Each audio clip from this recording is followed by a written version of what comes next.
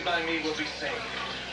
They will come in and go out and find pasture. The thief comes only in order to steal, kill, and destroy. I have come in order that you might have life. I am the good shepherd who is willing to die for the sheep. When a hired man, who is not a shepherd and does not own the sheep, sees a wolf coming, he leaves the sheep and runs away.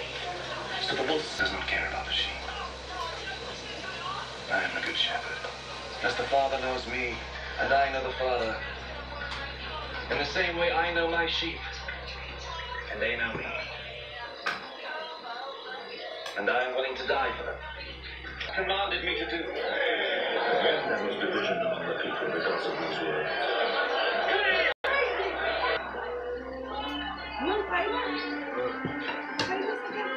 It was winter, and the festival of the dedication of the temple was being celebrated in Jerusalem.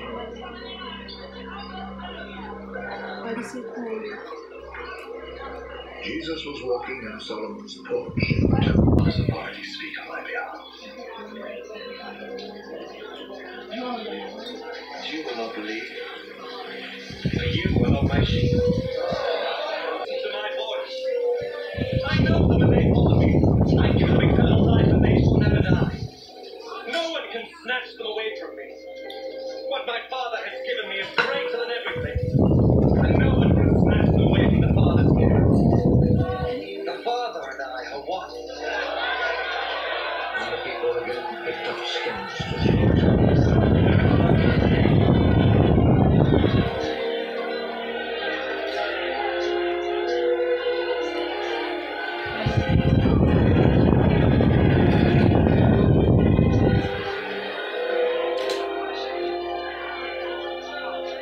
Stone me.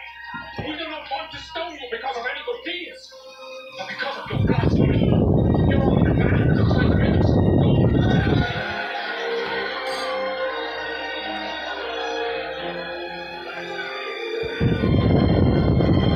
To whom his message was given. As for me, the Father chose me and sent me into the world. How then can you say that I blaspheme? Because I said that I am the Son of God.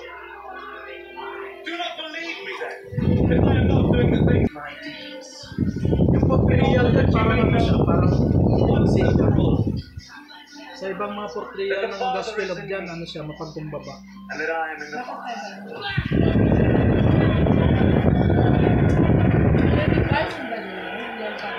Pare-parehas ang story, pero yung delivery, iba-iba. Diyan parang maangas ang dating ni Jesus Christ.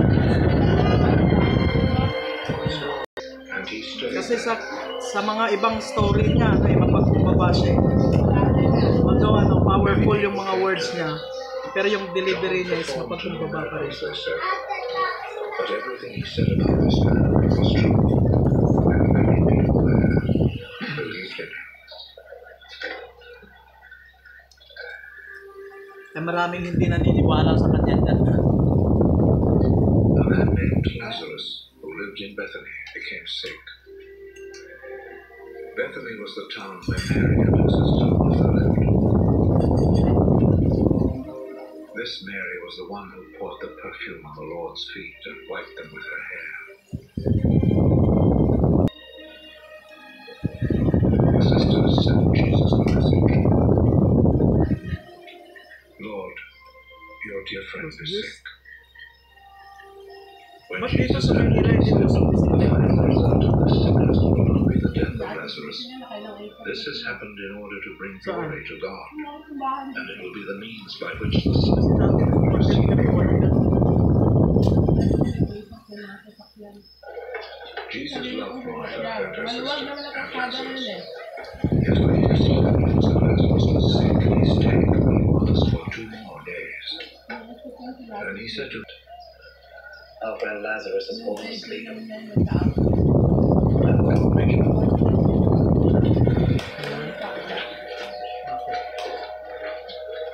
Dapat naman kasi wag mag-outing pag ganyan. Jesus meant that Lazarus had died, but they thought he meant natural sleep. So Jesus told them, Lazarus is dead. But for your sake, Saka I'm glad that I was mag-relate here, ko so that you will believe. Kaya nga nakalaan ako I ganito just yung got mga bagong to picture ng Thomas grade. called the twins, said to his fellow disciples, Nagbok na ako ng kakay ko na yung sabi sa And if we had known it was you, about 15, 16. Bethany was less than 2 miles from Bakit sila Jerusalem, nagpo. and many Judeans had come to see Martha and Mary to Diba comfort them about their brother's death. When Martha heard that Jesus was coming, she went Kaya out to kami meet him. nila, ngayon pa But Mary stayed in the house.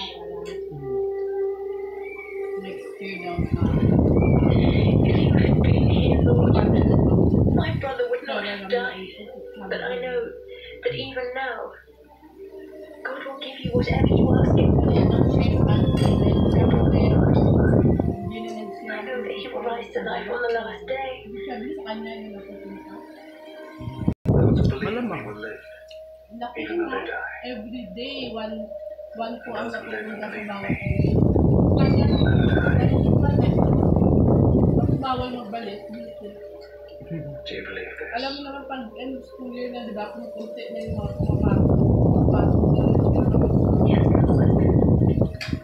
I do believe that you are the Messiah, tayong share na mga the Son of God, who was to come into the world. After Martha said this, she went back and called her sister Mary privately. Baka rin yung silang barrier doon sa ano. Hindi ah. Kasi ano yung Yung venue ng graduation sa Muwe When dapat Mary yun. heard this, she got up and hurried out to ang meet him. dami Jesus hadn't yet arrived in the village, but was still in the Kasi place kung where wala Martha kang had budget, met ba't him. ka magka-graduation? The people who were in the house with Mary, comforting her, followed her when they saw her get out of bed. Naka-breakdown yan eh kung saan mo gagastusin. So dapat, align ka doon. Mary arrived where Jesus was, and as soon as she saw him, she fell at his feet.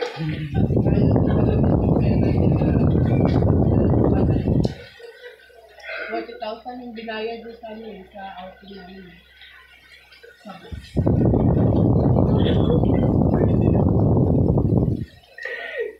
Sabi ko, malaki kita sa kampun eh. Hindi na yung pinapigil ang halos ng bar. My brother would not have died.